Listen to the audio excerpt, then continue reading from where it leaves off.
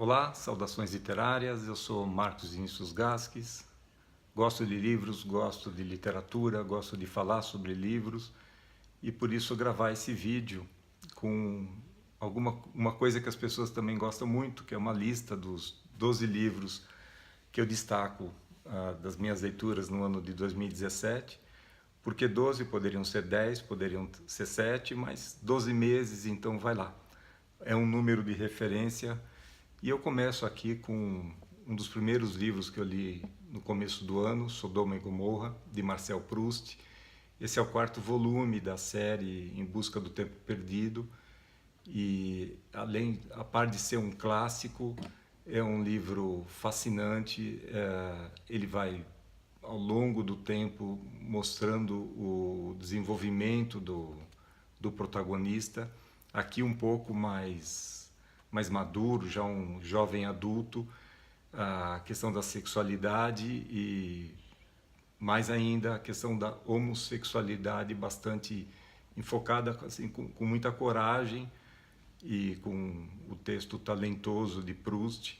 Não é uma leitura muito fácil, mas eu tenho como hábito, pelo menos 2 ou 3 vezes ao ano, me lançar o desafio de uma leitura que normalmente não é muito popular entre a maioria dos leitores, aquela leitura um pouco mais introspectiva, um pouco mais difícil, às vezes até cabeluda, mas eu encaro isso como um exercício intelectual, uma maneira de prender minha atenção, é claro, sendo que a obra tenha qualidade e mereça essa atenção da gente, vale o desafio de imersão nesse tipo de obra.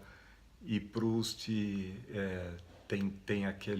usa muito daquele recurso da introspecção, então muitas vezes de uma narrativa, de uma paisagem ou de uma situação social, ele já entra no pensamento e essa transição nem sempre é muito clara, mas é muito bacana quando você embala na leitura e passa a compartilhar do pensamento, das reflexões do autor, do personagem. Então, Sodoma e Gomorra, um grande livro, e esse ano 2018, partindo para o quinto, quem sabe também o sexto volume de Em Busca do Tempo Perdido.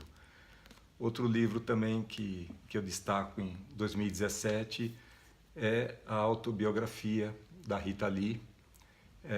Ela chama de uma autobiografia, mas ela também teve a colaboração de um fã, de uma pessoa que acompanhou e acompanha toda a obra, a vida artística de Rita Lee, e ele faz até algumas correções ao longo do livro, em momentos que, por algum lapso, ela esquece de contar alguma coisa. E eu já gostava de Rita Lee e conhecer mais sobre a vida dela, sobre o desenvolvimento artístico, sobre a origem das músicas, até de algumas atitudes dela, foi bastante interessante. O texto dela é muito gostoso, é fluido e há revelações também surpreendentes sobre essa artista que continua em atividade.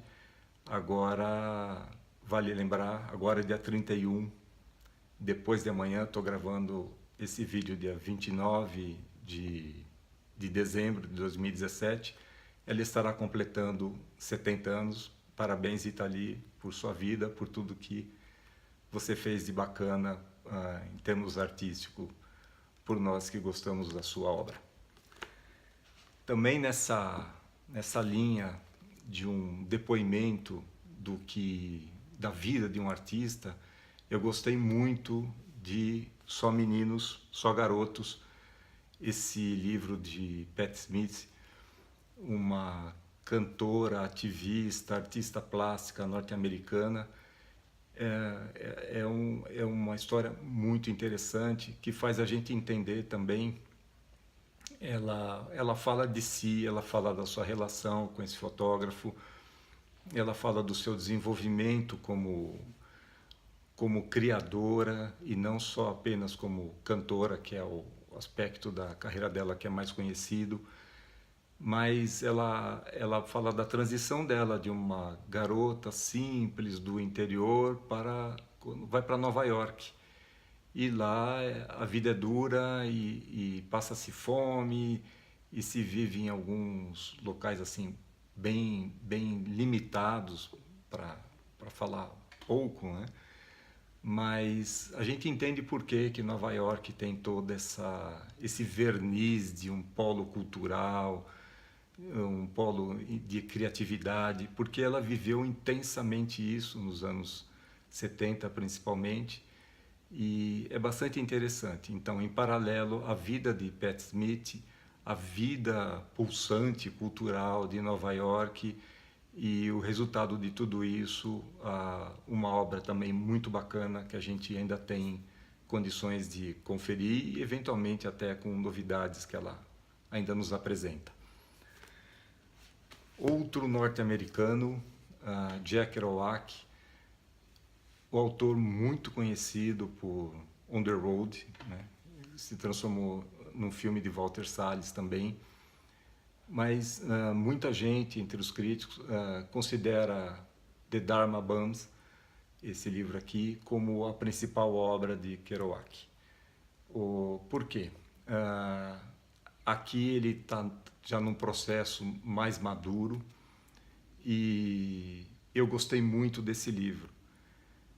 Não só porque continua todas aquelas reflexões existenciais típicas do Kerouac, mas ele também está buscando explicações, o sentido da vida e procurando muito o contato com o budismo. Então há muitas discussões sobre o budismo, sobre correntes do budismo. Mais do que isso, por que me fez gostar especialmente desse livro também? Ele vai em pelo menos 2 ou 3 ocasiões para as montanhas. Ele, inclusive, passa um período absolutamente sozinho, como um guarda-parque ali, aquele que fica mais alto na montanha, observando se não há incêndio, né? A gente vê o que está acontecendo na Califórnia agora, esses incêndios enormes, terríveis. Então, isso sempre foi uma preocupação. E ele passa um período ali como um vigilante, ali, absolutamente sozinho. E toda essa reflexão, ele a montanha, ele a natureza, ele a dificuldade de subir uma trilha mais agreste, tudo isso me toca assim pessoalmente, porque é uma atividade que eu gosto demais. Então, Dharma Bums, ele funde muito aquela questão do on the road, pé na estrada, da geração beat, com essa busca pela iluminação, no caso representada pelo budismo, e também natureza. Então é uma combinação muito agradável, muito feliz. Esse livro aqui está em português como Os Vagabundos Iluminados, uma edição barata da LPM, vale muito a pena. Eu vou parar um pouco com o impresso para mostrar esse livro aqui, Americaná, da Chimamanda Adichie. Espero ter pronunciado certo. Chimamanda é sempre fácil de lembrar os outros nomes dela, nem tanto, mas esse foi o primeiro, ainda é o único livro que eu li da Chimamanda e faz jus totalmente ao sucesso, à reputação que essa autora, essa ativista tem conquistado internacionalmente. Existe uma palestra dela no TED que tem milhões de visualizações.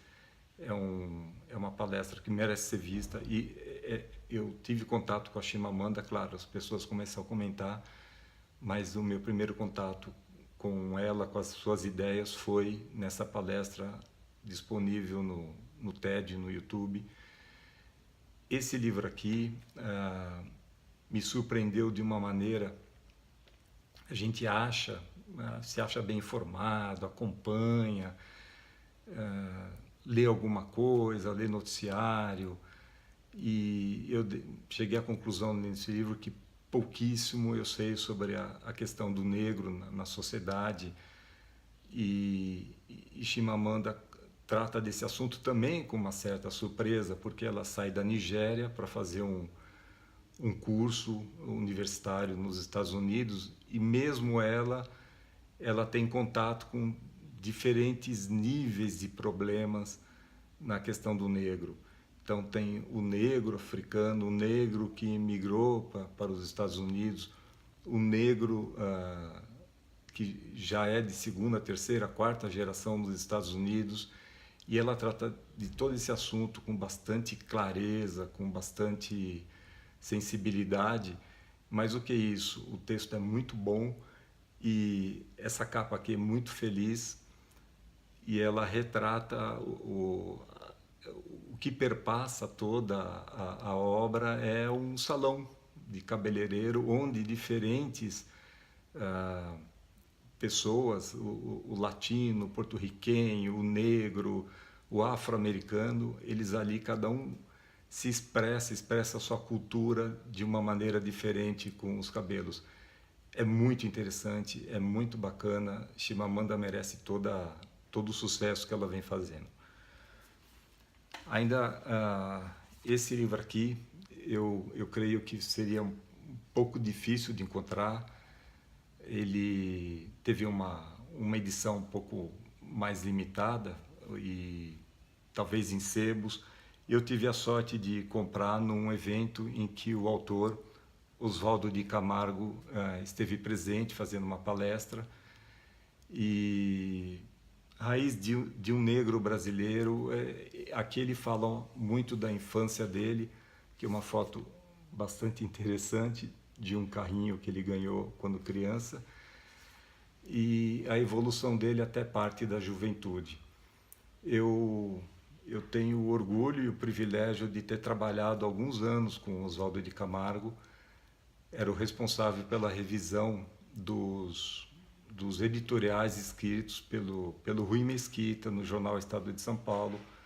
Então, além de um revisor impecável, é um poeta, é um autor, é um ativista do movimento negro, e aqui ele conta um pouco das suas raízes, da sua infância na região de Atibaia, na região de Bragança Paulista principalmente.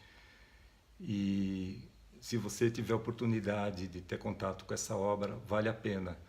Na palestra, Oswaldo bateu muito numa tecla que é muito real. O negro no Brasil é quase invisível na literatura brasileira, então poucos tiveram oportunidade ao longo das décadas de se manifestar literariamente. Isso está mudando muito pouco, mas está aqui um registro que vale a pena a gente conferir. Na área de ficção, aqui mais uma autora norte-americana, Margaret Atwood. Bom, ela se tornou muito conhecida ao longo desse ano por conta dessa obra, o Conto da Aia. Para quem não tem nenhuma informação sobre o que é essa obra, ela foi escrita em 1985 e ganhou uma notoriedade enorme, principalmente nos últimos 2 anos. Parte atribui-se por conta da eleição do Donald Trump. O que tem a ver o Trump com uma obra que tem 32 anos de lançamento? Aqui, Margaret, ela fala de uma sociedade onde houve um golpe de Estado e perpetrado por fundamentalistas. Então eles impõem uma série de regras, uma série de restrições, principalmente às mulheres, e é um ambiente muito opressivo. A narrativa mostra uma situação sombria, especialmente para as mulheres. A mudança em algum momento é radical, mas o que mais assusta, o que mais causa uma impressão nessa obra é o fato de que a própria autora, que ainda está em atividade, ela lembra que ela não inventou nada para escrever esse livro. Tudo que acontece nessa história em algum momento aconteceu ou continua acontecendo.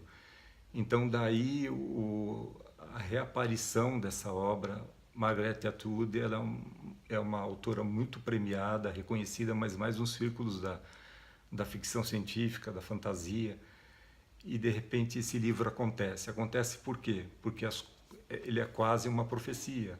Muita coisa está acontecendo. Uma delas, por exemplo, a eleição de um cara como o Donald Trump no país mais poderoso do planeta.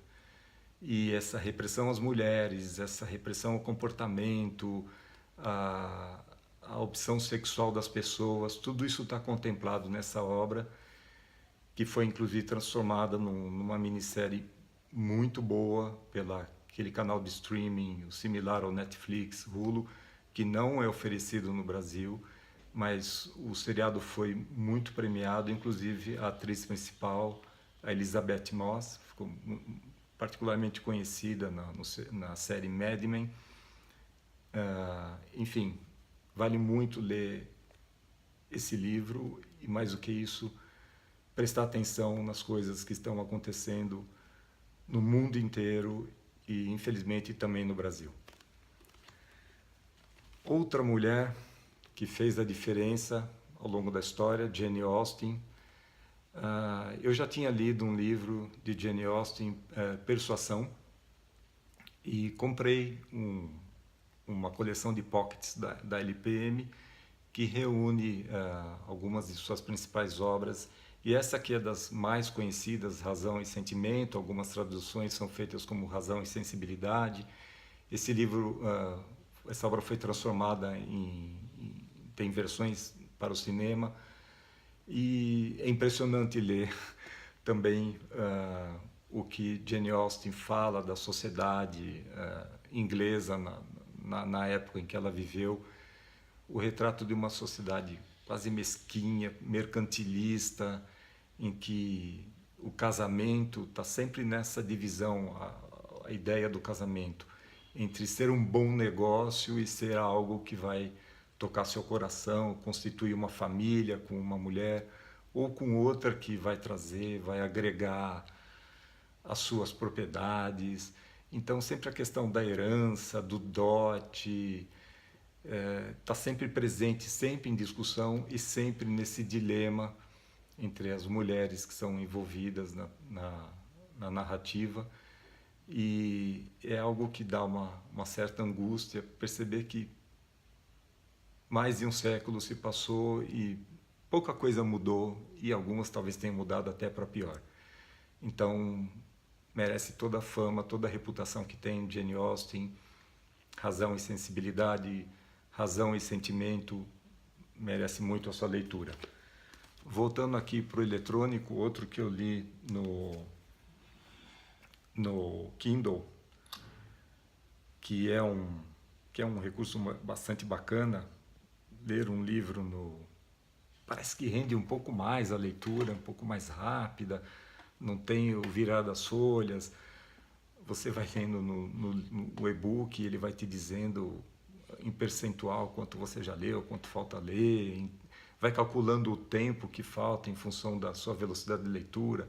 Acaba sendo uma experiência bem, bem gostosa. E aqui, Rubem Fonseca, Buraco na Parede.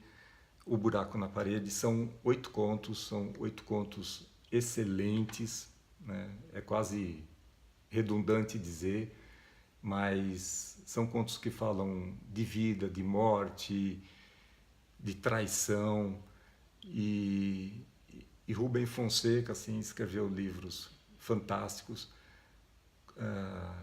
e esses 8 contos são em e-book, no Kindle ou no impresso, são muito ágeis na leitura, porque o texto de Rubem Fonseca é bastante ágil, e também toca fundo, porque ele vai dissecar a alma dos personagens, suas motivações, as implicações dos seus atos.